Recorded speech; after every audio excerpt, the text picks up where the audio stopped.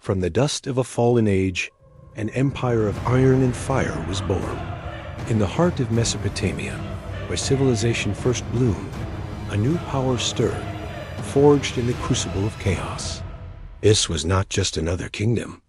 This was a war machine, an instrument of terror and conquest unlike any the world had ever seen.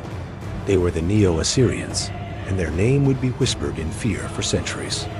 Their story is one of relentless ambition, brutal efficiency, and a thirst for power that would engulf the ancient world. This is the saga of the rise and fall of the most feared empire in history. The world around 900 BCE was a fractured landscape. The great empires of the Bronze Age, the Hittites, the Egyptians of the New Kingdom, were shadows of their former selves, swept away by a mysterious wave of collapse. Into this power vacuum stepped Assyria.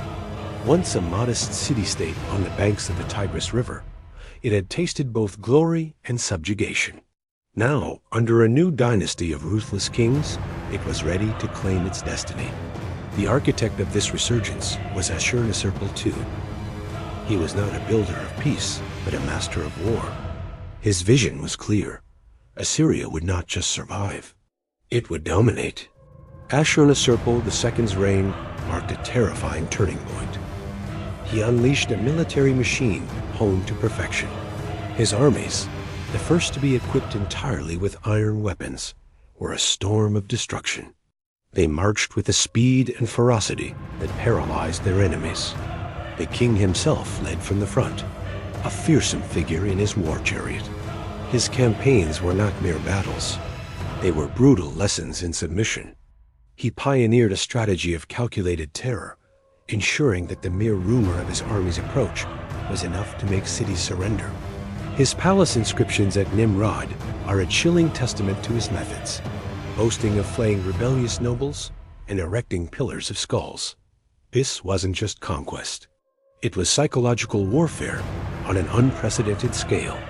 The heart of the Assyrian war machine was its army.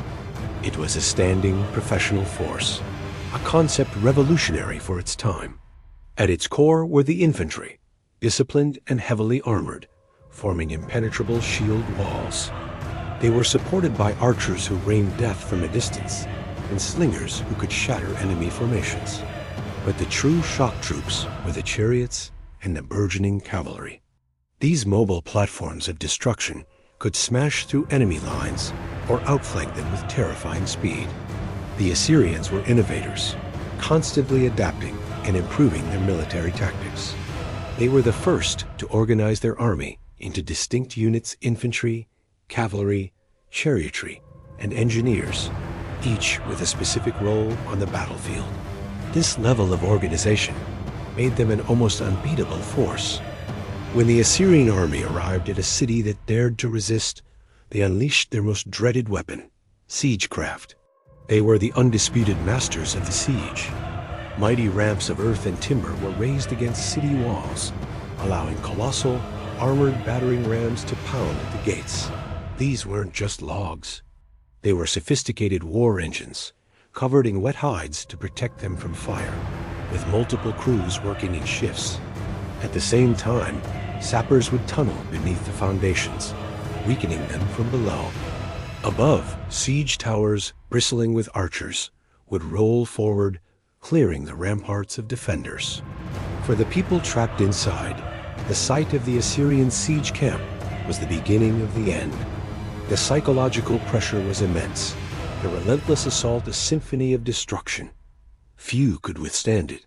With each conquered city, the empire grew. Tiglath-Pileser III, a century after Ashurnasirpal, perfected the system of imperial control. He was a brilliant administrator as well as a general.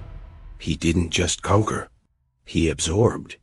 He reorganized the empire into provinces, each governed by a loyal Assyrian official. To break the spirit of rebellious peoples, he practiced mass deportation on an epic scale. Entire populations were uprooted from their homelands and resettled in other parts of the empire. The 10 lost tribes of Israel were among the countless victims of this policy. It was a brutal but effective method of homogenization, erasing local identities and creating a vast, multi-ethnic, but centrally controlled state, all paying tribute to the king in Ashur. The wealth of the ancient world cedar from Lebanon, silver from Anatolia, gold from Egypt flowed into the Assyrian heartland. This immense wealth funded staggering displays of power. Kings like Sargon II, Sennacherib, and Ashurbanipal built monumental capitals. Sargon's city, Ur-Sharakin, was a fortress of breathtaking scale, its gates guarded by colossal Lamassu-winged bulls with human heads, divine protectors warding off evil.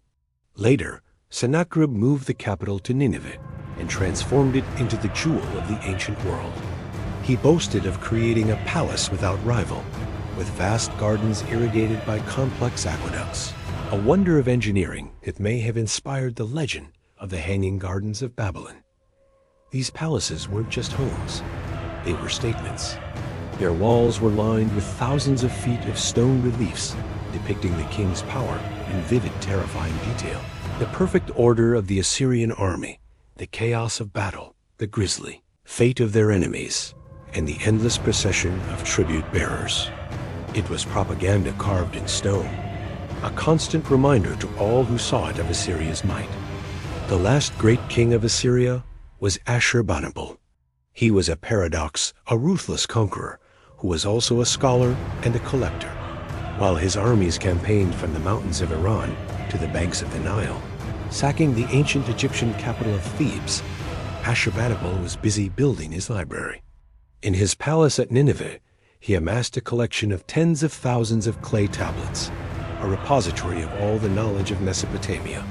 He sent scribes across the empire to copy ancient texts, from religious rituals and scientific observations to epic poems like the Epic of Gilgamesh. He wanted to preserve the wisdom of the ages, even as his empire terrorized the present. This library, rediscovered in the 19th century, is our single greatest source of knowledge about the ancient Near East, a legacy of intellect from a regime of brutality.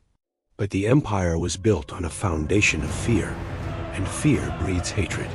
For nearly 300 years, Assyria had bled its subjects dry. The constant warfare, the crushing tribute, the mass deportations, it all created a deep and abiding resentment across the Near East. The empire was overstretched, its army spread thin, its resources drained by constant rebellion and lavish construction projects. The system was brittle. By the late 7th century BCE, the cracks began to show.